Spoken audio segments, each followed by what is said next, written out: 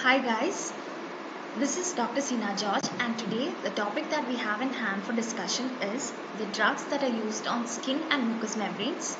So it's a relatively very similar topic, and we'll be seeing these topics, that is keratolytics, the drugs that are used in acne vulgaris, drugs used in psoriasis, various glucocorticoids, antimicrobials, and finally sunscreens. So before moving on in depth, let us first see the cross section of the skin. So the skin, as we all know, is divided into an outer epidermis, inner dermis, which comprises the outer dermis as well as the hypodermis, and finally we have the subcutaneous fat. Again, the epidermis is divided into 5 different layers. The dermis contains the blood vessel, the sensory nerve, the fibroblast, the hair follicle, as well as the sweat gland. Now, let us see what are the layers of the epidermis. So the epidermis is divided into first the outermost layer that is called as stratum corneum.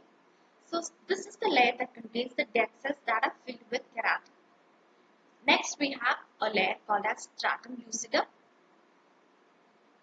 This layer, it is present in areas like palm and in soles, and when this layer is present, the skin is called as thick skin. So it's normally not present in all the areas of the skin. Only in palms and soles you can find a layer called as stratum lucidum, and when it is present, your skin is called as thick skin. Now underneath stratum lucidum, you have stratum granulosum, which comprises of the lamellar granules, underneath which you have your stratum spinosum, which contains the keratinocytes predominantly. Finally, at the base, we have the layer called as stratum basal. So it is easy to remember, the basal layer is stratum basal. So in all of us, we have this process called as bead formation, where it is a process that balances the proliferating keratinocytes. So it is almost unnoticeable in all the human beings. So it is a process where the keratinocytes, they actually move from the basal layer upwards, and thereby it is shed. But in some conditions, this process is found to be very defective. So when pathologic bead formation occurs, it is called as hyperkeratosis. So hyperkeratosis is nothing but there is pathologic bead formation. So the stratum corneum, which is the outermost layer of the epidermis, becomes thicker because of the excessive dead cells and excessive keratin layer, and the condition is called as hyperkeratosis. So it is in this hyperkeratotic lesions that our keratolytics come into use. So as we all saw, keratolytics, it helps in the removal of epidermis or the superficial layer of the epithelium of the skin and mucous membrane. It removes the pathologically formated keratin layer from the superficial layer. And how this excessive keratin layer is formed? It is formed by defective bead formation, or your normal skin peeling process is defective. Now, the mechanism of action of keratolytics. How this keratolytics help in skin peeling? So, keratolytics, they dissolve the intercellular substance in the stratum corneum or the horny layer of the skin. So, what happens is that the epidermal cells, they swell and they soften and then they desquamate. So, these drugs, they are used in hyperkeratotic lesions like corns. Corns are nothing but thick hardened layer of skin that develop when skin tries to protect itself from friction and pressure. So it's mostly seen on toes, your fingers, your hands, etc. So warts is small bumps on the skin due to human papilloma virus infection. Psoriasis is a chronic inflammatory condition of the skin. Chronic dermatitis, ringworm. Ringworm infection is the fungal infection of the skin, and athlete's foot. So, keratolytics can be used in corns, warts, psoriasis, chronic dermatitis, ringworm, and in athletic foot. So, now let us name what all are the keratolytics. So, the keratolytics are salicylic acid, urea, bisocenol, propylene glycol, benzoyl peroxide, and retinol. Now, coming on to the first keratolytic, let us discuss about salicylic acid. So, salicylic acid, it can be used as a 10 to 20% solution, either in alcohol or in propylene glycol, for dissolving the corns. So, it has to be applied under occlusive dressing. When applied under occlusive dressing, it is found to be more effective. So, occlusive dressing means nothing but it is a airtight as well as a watertight dressing. So why it has to be airtight and watertight is because we saw that salicylic acid is used in propylene glycol, and this propylene glycol is hygroscopic, that is, it absorbs moisture from the air. So it is more effective when the salicylic acid is applied under a watertight or an airtight dressing. Now when applied under polyethylene occlusive dressing, so what happens is that we can see that the action of the salicylic acid is supplemented by this polyethylene, because this polyethylene itself, it helps in skin maceration or the skin peeling. So the keratolytic action of salicylic acid is supplemented by polyethylene. So it is, salicylic acid is sold as Cornac, which is 16.5% of liquid salicylic acid, Concap, which is 40% salicylic acid ointment in adhesive tape. Now let us see the next keratolytic, which is nothing but resorcinol. So resorcinol, in addition to keratolytic properties, it is used as an antiseptic, antifungal, local irritant. In 3 to 10% concentration, it is used in eczema, seborrheic dermatitis, and in ringworm. Now let us see urea. So urea, it is applied in a concentration of 5 to 20% in a cream or in an ointment paste. So it acts as a humectant by its hygroscopic and water retaining property. So humectant is nothing but something that absorbs moisture. So thereby what happens is that it causes the softening of the skin. Thereby it solubilizes the keratin. So it is easier to shed the solubilized keratin. Also, why urea is helpful is because when it is concurrently applied with any topical steroid, this urea is seen to increase or enhance the penetration of the steroid. So thereby increasing the efficacy of the topical steroid applied. So that is an added advantage of this urea. Now coming on to the next topic, that is the drugs for psoriasis. So before per se going on to the drugs for psoriasis, let us see what is psoriasis. Psoriasis, by definition, it is a complex, a chronic, multifactorial inflammatory skin disease which is often presented with erythematous scaling plaques. And the scales that are seen in psoriatic lesions are typically silvery or mica-like scales. So we already saw that it is a skin disease that presents with erythematous scaling plaques. It manifests with increased epidermal cell proliferation. So the pathology can be either genetic or immune mediated. So various actually genes are found to be associated with psoriasis. Also, it is seen that the immune cells, the T cell immune system, are responsible for this lesion.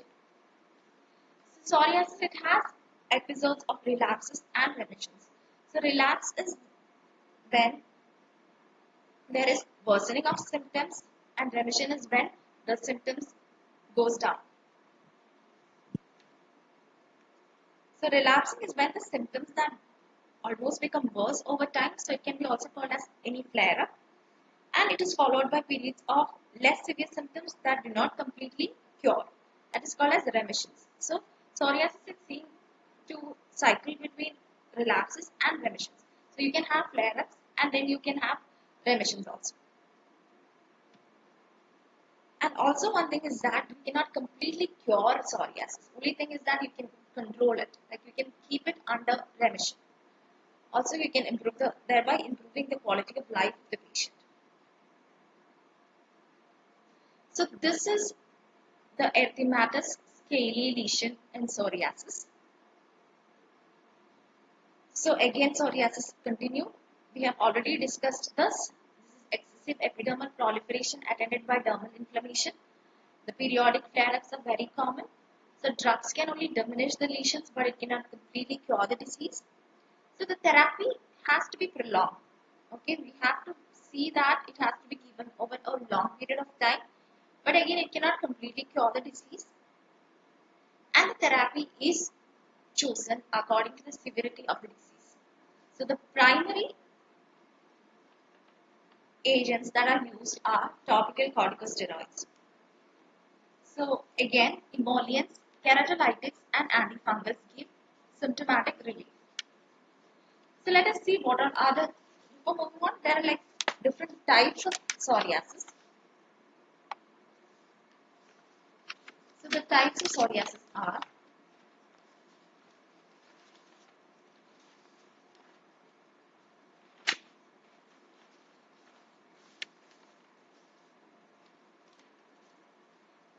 that is chronic plaque psoriasis, erythrodermal psoriasis, psoriatic arthritis, pustular psoriasis, psoriasis in HIV patients, a psoriasis called as impetigo herpetiformis, and erythrodermal psoriasis in pregnancy. So in each type of the psoriasis, the drug of choice is different. Now the mainstay of treatment in psoriasis is corticosteroid. And by giving the steroids, we have seen a response that mostly all the patients kind of respond within 3 weeks. And first, we start off with a very potent steroid, and after improvement of the psoriatic lesion, we substitute it by a less potent one, or we change it into weekly application. Why? Because the steroids, they have its own local as well as systemic adverse effects, and also it is seen that if it's used continuously, the lesions might become refractory to the treatment. So, because of its adverse effects and its immunosuppressant effects, the systemic therapy with corticosteroids is only reserved for very severe cases of psoriasis or in refractory cases of psoriasis. So the drugs for psoriasis is divided into topical and systemic therapy, where the topical treatment include retinoids, vitamin D analog, keratolytic agents, and corticosteroid. Again, the systemic therapy includes phototherapy, methotrexate, cyclosporin, biologic response modifiers like etanercept and adalimumab. So,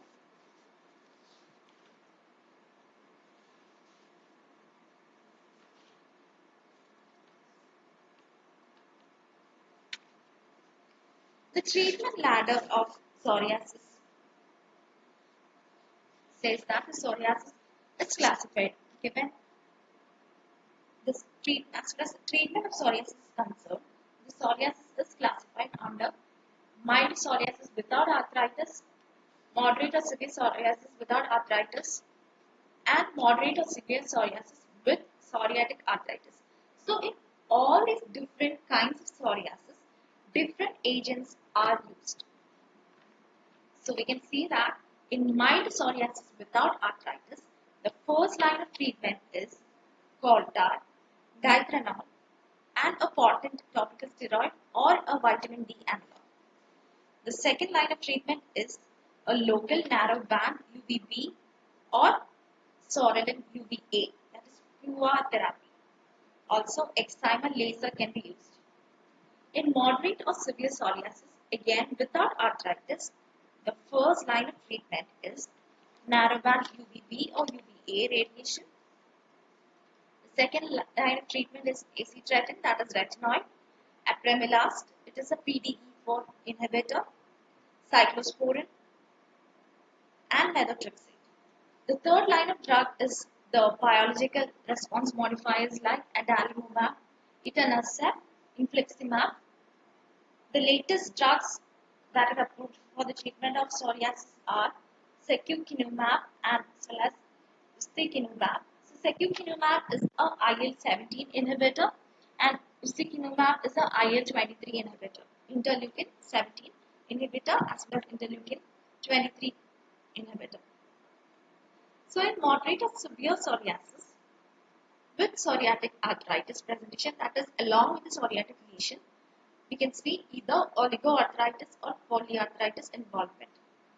So the first line of treatment remains methotrexate or apremilast. The second line of treatment there is biological response modifiers like adalimumab, etanercept and infliximab. And the third line is a combination therapy where you can combine these methotrexate with adalimumab or etanercept with methotrexate, or steroids can be combined with any of this. So now, in simple terms, we can divide the drugs of psoriasis under two headings. First is the topical treatment, the next is the systemic therapy. So the topical treatment includes various retinoids, vitamin D analogs, your keratolytic agents, and corticosteroids. Now the systemic therapy includes phototherapy, then methotrexate, cyclosporin, etanercept, adalimumab, etc. So now coming on to vitamin D analog, calcipotriol. So calcipotriol, it is a synthetic non-hypercalcemic vitamin D, which is almost used topically in plaque type of psoriasis. So it is a type of psoriasis where the lesions are kind of like plaques. So it binds, the mechanism of action is that it binds to the intracellular vitamin D receptor in epidermal keratinocytes, and it suppresses the proliferation and enhances the differentiation of the keratinocytes. So on absorption to the skin, it is rapidly inactivated by metabolism. Thereby, it does not alter the calcium levels. So though the benefit in psoriasis is very slow, we have seen that most cases respond in about 4 to 8 weeks, that is in about 1 to 2 months. Now coming on to the next treatment, that is retinoids. So retinoids that are used in psoriasis are tazarotene and acitretinol. So tazarotene is a topical retinoid used again in the treatment of plaque psoriasis. So acitretin is a second generation systemic steroid, that is, it is a systemic retinoid that is usually used in the treatment of fistular forms of psoriasis. Now acitretin is found to be very teratogenic, so women must avoid pregnancy for at least 3 years after the intake of this drug. Again, the adverse effects of retinoids are cheilitis, which is the inflammation of the lip, pruritus, peeling of skin, and hyperlipidemia. Now let us see what is the mechanism of action of this retinoid. So, these retinoids, they are oxidized to retinoic acid. Okay. So, and the retinoid is converted into retinoic acid, and it moves from the cytosol to the nucleus with the help of plasma retinol binding protein. And when it moves to the nucleus, the retinoic acid binds with an inactive receptor and thereby forms an activated receptor retinoic acid receptor complex. Okay, and this activated inactive retinoic acid receptor becomes an activated retinoic acid receptor complex, and this binds to the intranuclear receptor and it binds to the chromatin. Thereby, it activates the transcription of specific genes. Okay, so it helps in cellular differentiation.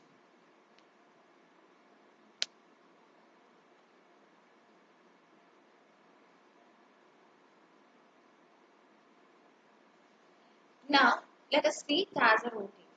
So this is a synthetic retinoid which is applied as a topical gel, and about the concentration is about 0.05 to 0.1%. The mechanism of action is that it is a prodrug. Tazarotene is a prodrug and it is hydrolyzed into its active form, that is tazarotenic acid. So it exerts anti-proliferative and anti-inflammatory action by binding to the intracellular retinoic acid receptor, and it modifies the gene function.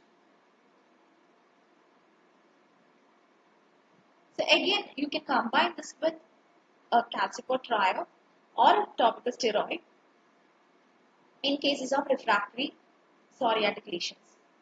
Now the adverse effects of that, it causes skin irritation, burning sensation, and skin peeling. So how this can be minimized?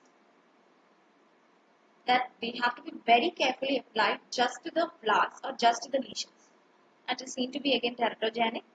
It is sold as 0.05 percentage or 0.1 percentage gel, cream, and it is seen that it is applied once daily in the evening.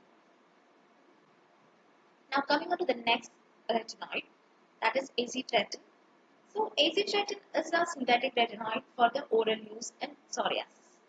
Other uses are lesions like ichthyosis vulgaris and lichen planus.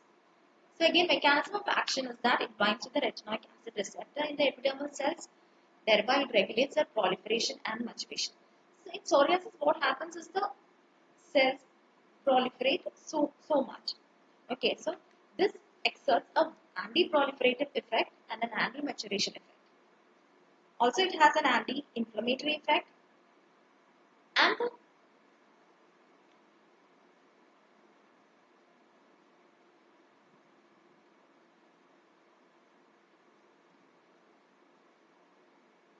use of acetretin is restricted to recalcitrant and fistular and other severe forms of psoriasis.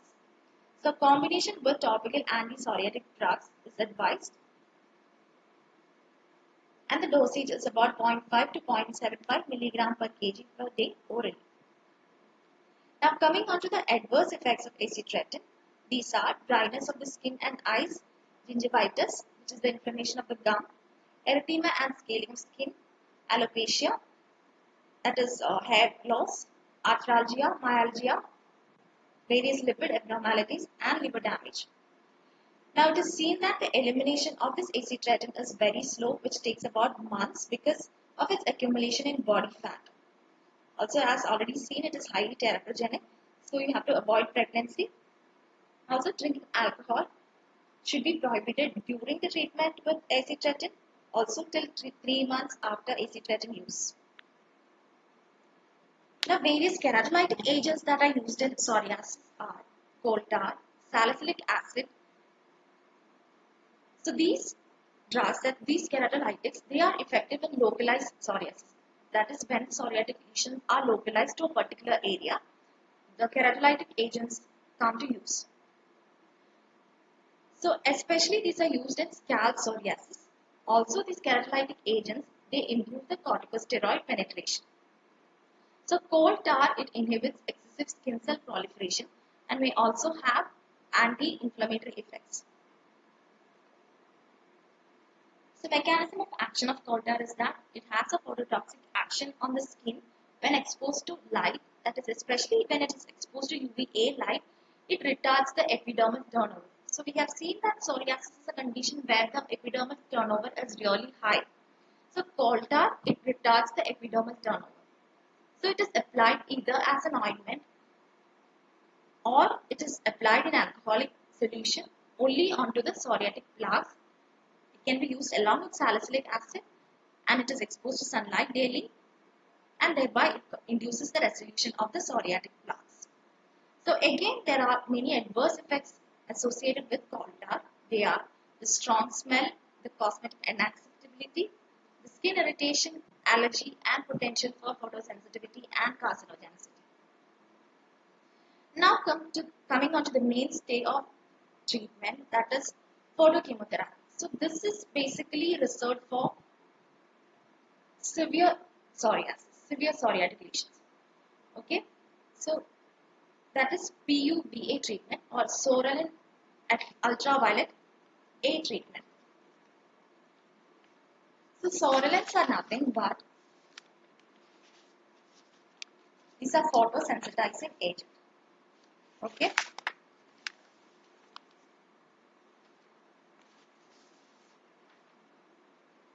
So psoralens are light sensitizing medication and it makes the skin more responsive to UVA light.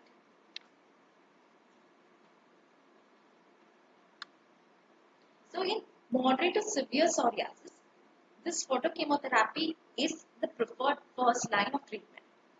So we have to expose the skin to either natural or artificial light, or we have to expose the skin to UVB light, either broadband UVB radiation or a narrowband UVB radiation. Usually narrowband UVB radiation, it is abbreviated as NBUVB radiation. It is more effective in psoriasis.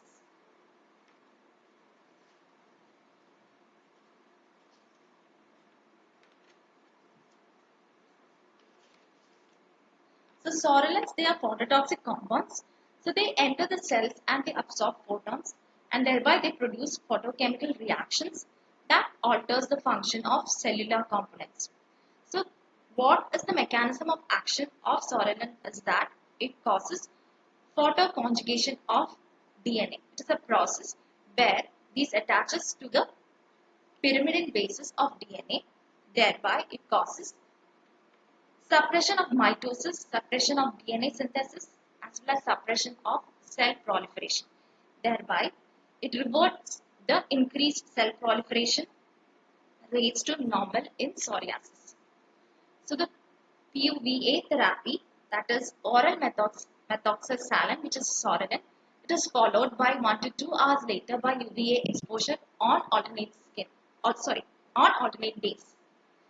So the adverse effects of that, this therapy is seen to have caused skin cancer, cataracts, as well as various immunological damage, thereby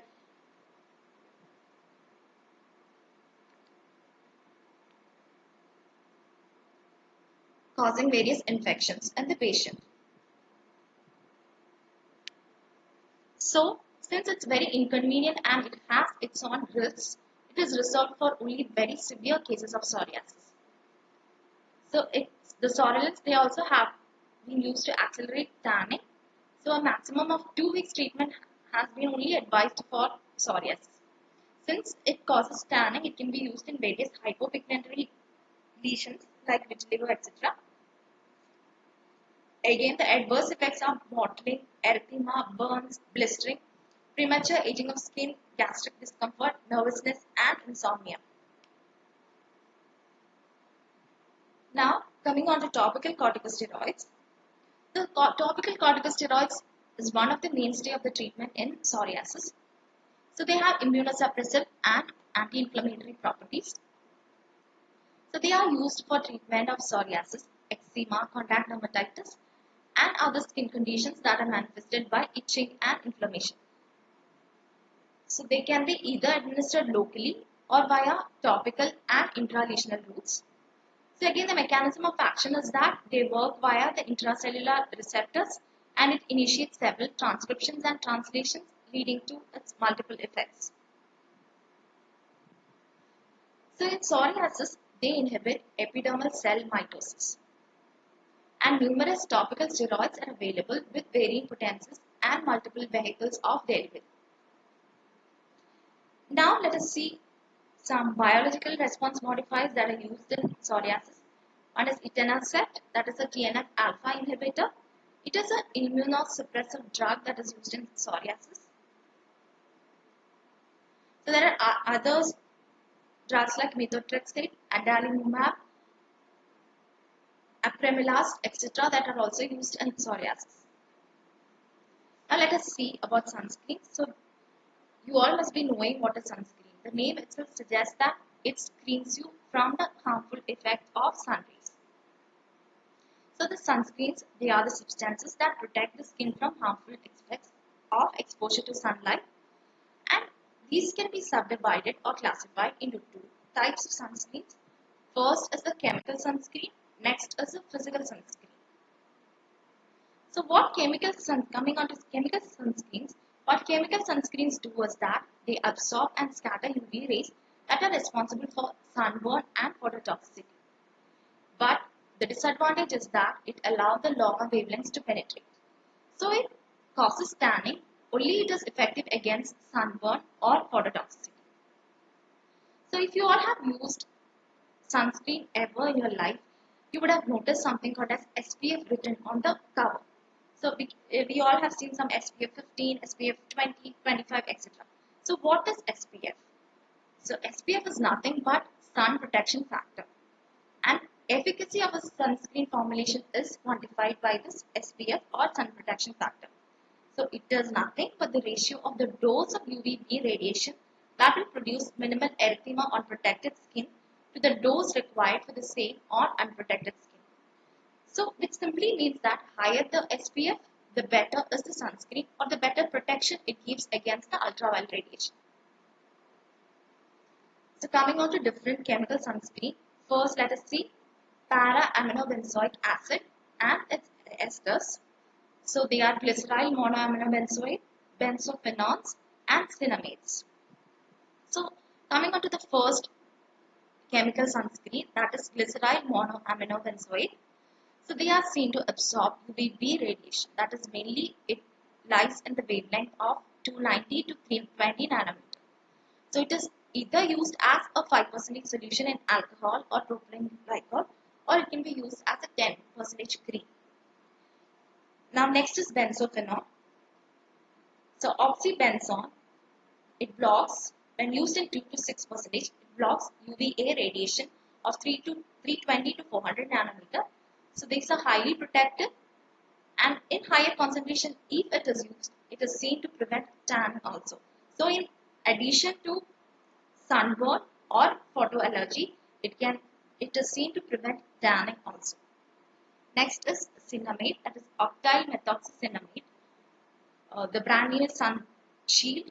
So it can be used as a 5% along with vitamin E 0.25% lotion. Now coming on to the uses of chemical sunscreen. So it protects you against drug-induced phototoxicity. It can be used as an adjunct in vitiligo therapy. So it facilitates tanning while preventing sunburn. So hence that is why it is used in vitiligo therapy. Vitiligo is a condition where it's a pigmentary disorder. So there are hypopigmentary patches on your skin. So by facilitating tanning, it can help in reducing the hypopigmentation. So it also prevents skin cancer as well as premature aging of skin. Now let us see what all are the physical sunscreens. So the physical sunscreens are heavy petroleum jelly, titanium dioxide, zinc oxide and calamine. So physical sunscreens, as the name suggests, it acts as some opaque substance and it stop and scatter not only UV radiation but also visible light. So it is also called as sunshades, and it has to be applied as a thick lotion or cream to exert its effect. So it withholds longer wavelength also, visible light also, and it is this longer wavelength that are seen to be involved in photoallergy. So by using this physical sunscreen, we can prevent both the sunburn as well as tanning. Also a drug which helps in preventing the actinic eruptions are chloroquine, but it is reserved only for very severe cases. Now let us see what all are the drugs for acne vulgaris. So acne, we all must have suffered from acne in one or other point in our lives, or might be still suffering from it. So acne is one of the most common skin diseases faced. Okay, so it is mostly seen in adolescent boys and girls. So what happens is that there is excess sebum production by your sebaceous gland. So under the hormonal interference, under androgenic stimulation, the sebaceous follicles of the face and neck produce excess of sebum and they get colonized by bacteria and yeast. The bacteria are Propionibacterium acne, Staph epidermidis and yeast like Pityrosporum ovale. So what happens is that the bacterial lipases produce fatty acids that irritate the follicular ducts of the skin, causing retention of the secretions, and it causes hyperkeratosis, resulting in lesions called as comedones. And when these comedones are formed, it can also rupture into the dermis, thereby causing dermal inflammation and resulting of festulation, thereby causing pustular acne. Now coming on to, before moving on to the topical therapy, let us see what are the types of acne. So there are like different types of acne. So mild, moderate, severe, etc. So According to the lesions, it is called as papular, pustular or nodular. So nodular is kind of nodular and pustular are kind of severe acne. The types of acne are comedonal, papular, pustular or nodular. So nodular or pustular are the severe varieties of acne. So now the topical again. Before discussing about the individual drugs, let us see what the global alliance algorithm for acne treatment is. So the acne, the lesion, it is divided into mild, moderate and severe. So in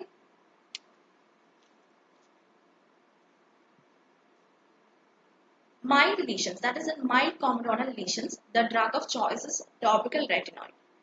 Whereas when it is a papular and pustular mild lesion, you give topical retinoid along with a topical antimicrobial agent. So when the lesion is moderate, that is a moderate papular or pustular lesion, you give oral antibiotic plus a topical retinoid plus benzoyl peroxide.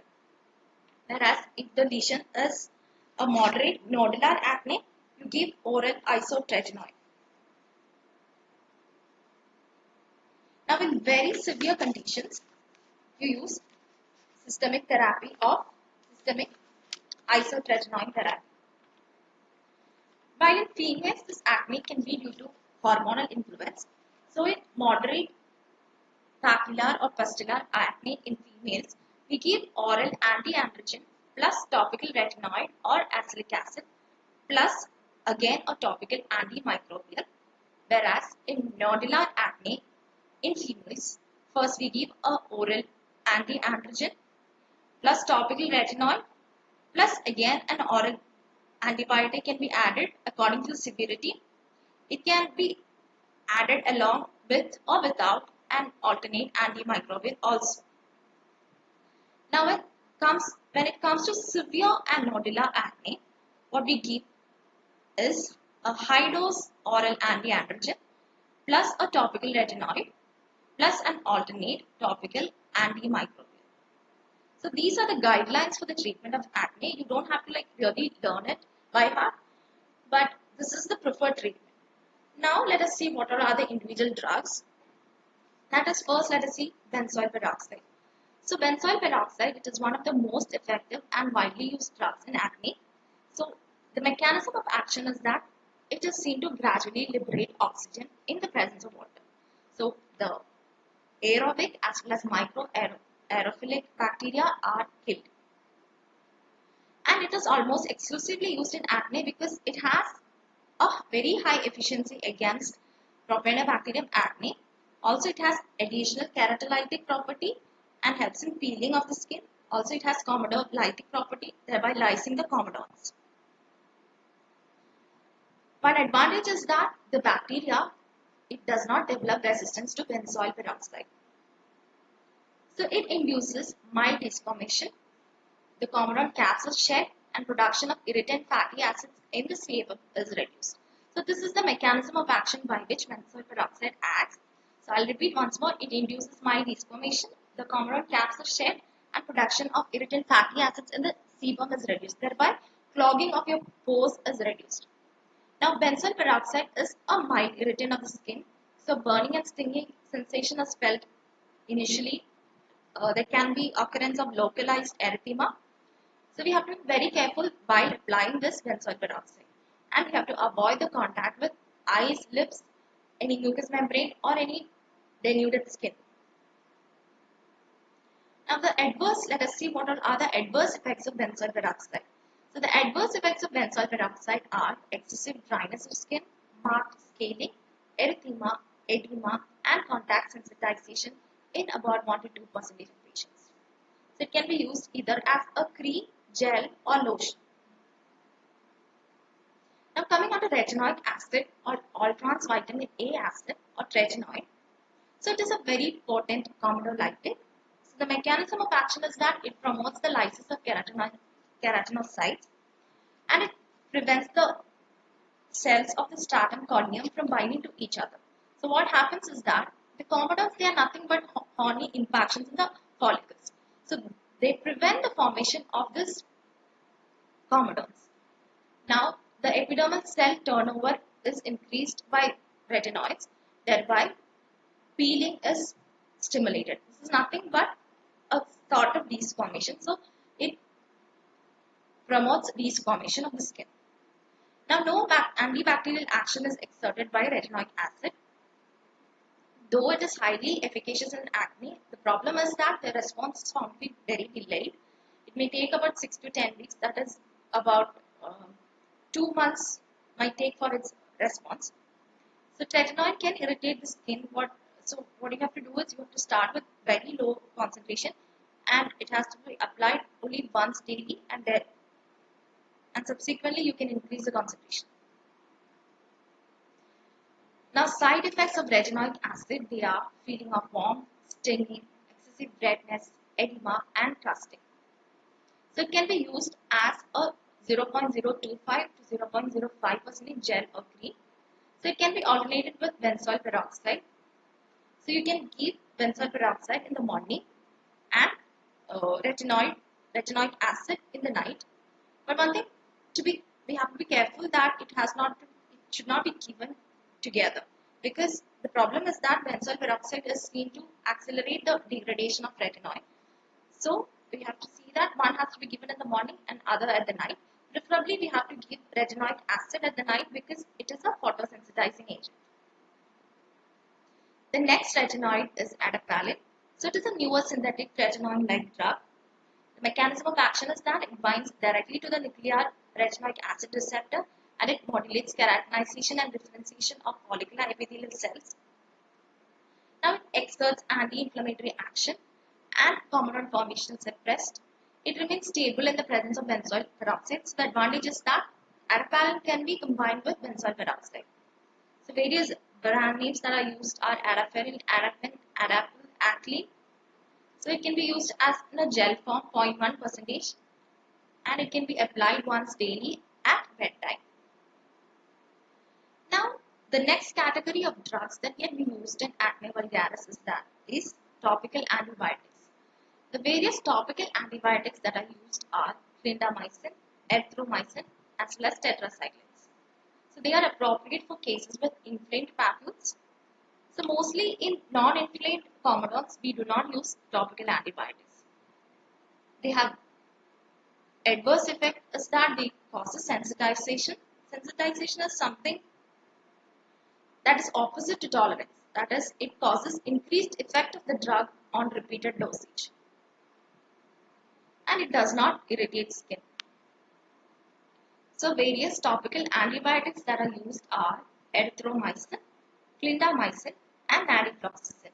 So nadifloxacin is a newer topical quinolone broad-spectrum antibiotic, and it has found to be beneficial in inflamed acne and folliculitis. And 1% cream formulation is mainly used for topical application. Now the next agent that is used is acylic acid. So acylic acid, it is a natural product from Pterospora ovale and it has been developed for topical treatment of acne.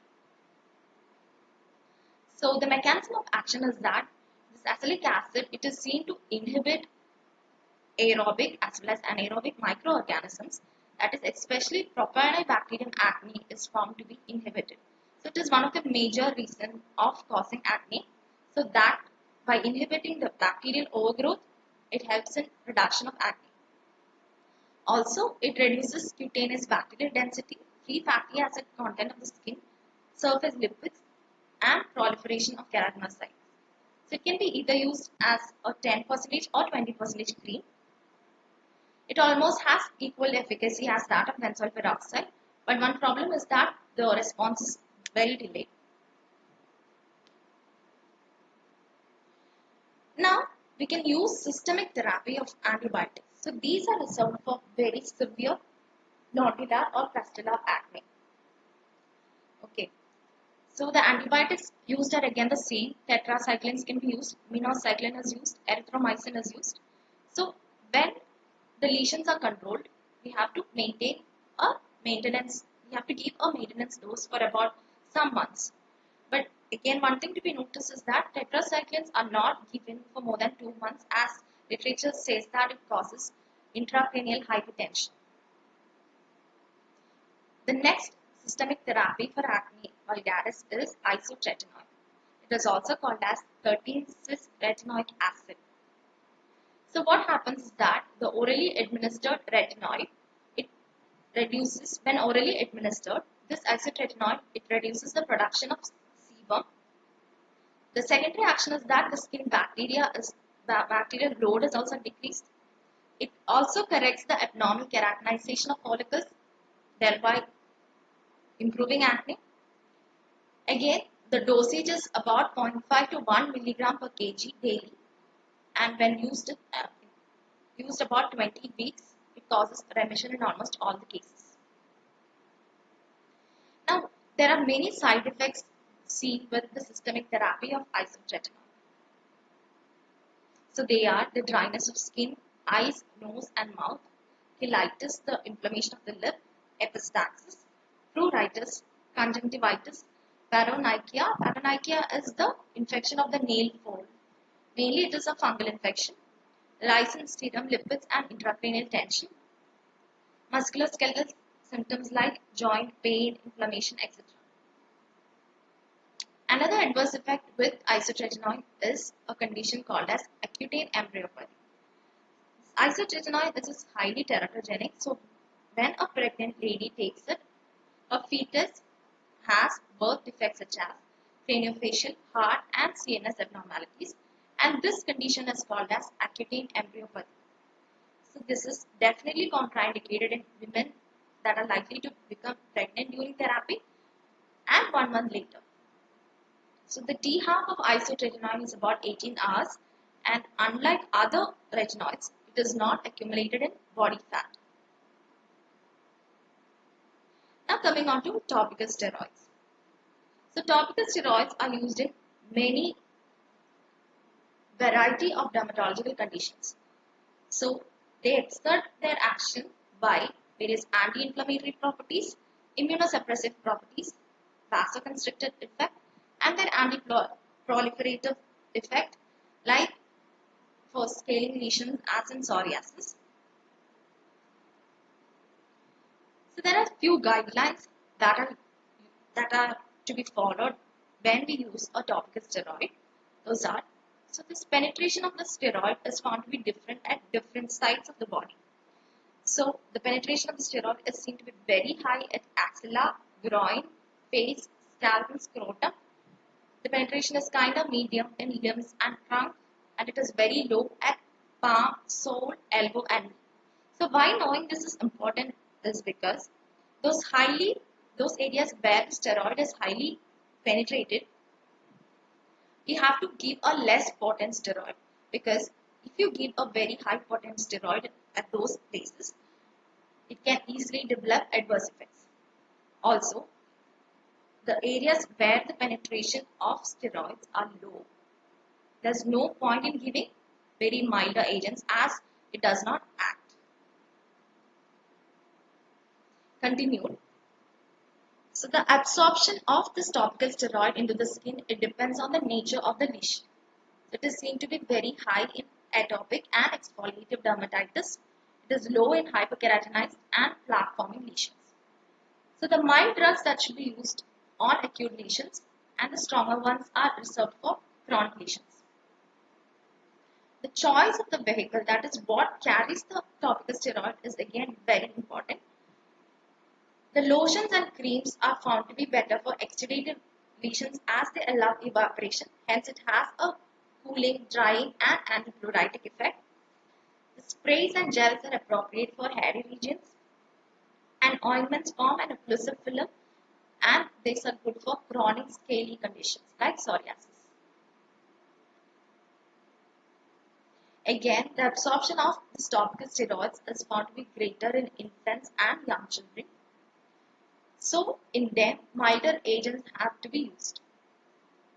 Also, very important preparations are restricted to severe inflammatory conditions like unresponsive eczema, psoriasis, and also it has to be used only till the lesion resolves. You don't maintain You don't give a maintenance dose.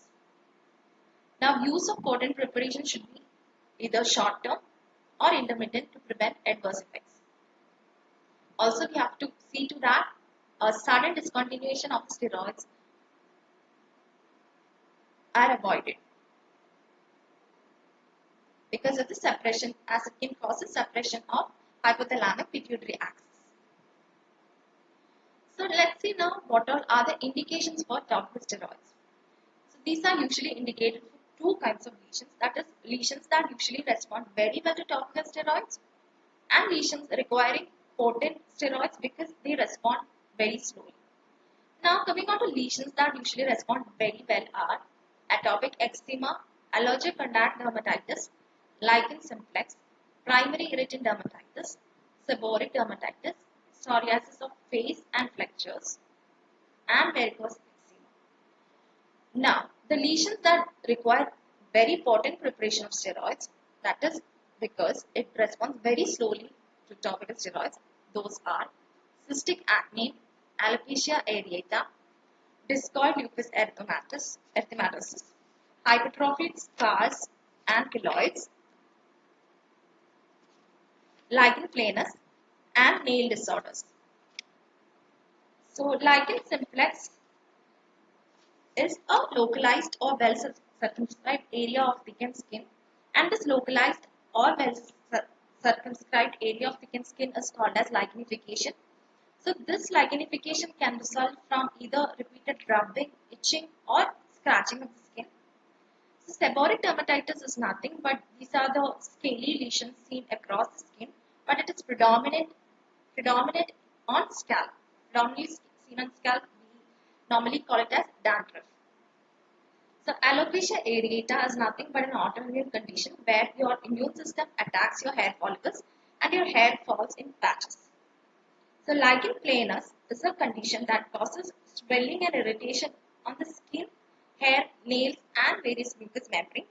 So the lesions are typically purple in color, they are itchy and they are flat. Now let us see what are the local adverse effects of topical steroids. So the topical steroids, we saw that the topical steroids, they exert adverse effects. So let us see, and the adverse effects are classified as the local adverse effects as well as the systemic adverse effects. First let us see what all are the local adverse effects when using the topical steroids. So these are dermal changes like atrophy, telangiectasia, striae, EC bruising and hyperpigmentation. It can also cause thinning of epidermis. It causes delayed wound healing. It causes our human body to be susceptible to fungal and bacterial infections. Now, the adverse effects that are related to the potency of preparation and duration of the treatment is that we saw that the skin of the face is more susceptible to adverse effects. So, the potent steroids are not to be used on face. Now, the systemic adverse effects of coming on to the systemic adverse effects of topical steroids. These are very rare, but again, it can occur at times. And infants and children are particularly susceptible to this. Adrenal pituitary suppression can occur if a large amount of topical steroids are continuously applied. Rarely it can cause Cushing's syndrome. One thing is that we have to follow the guidelines of the usage, and with proper usage, the systemic risks are found to be very minimal. So that is all for today. So you can revise this whenever you find time. So stay healthy and happy. Thank you.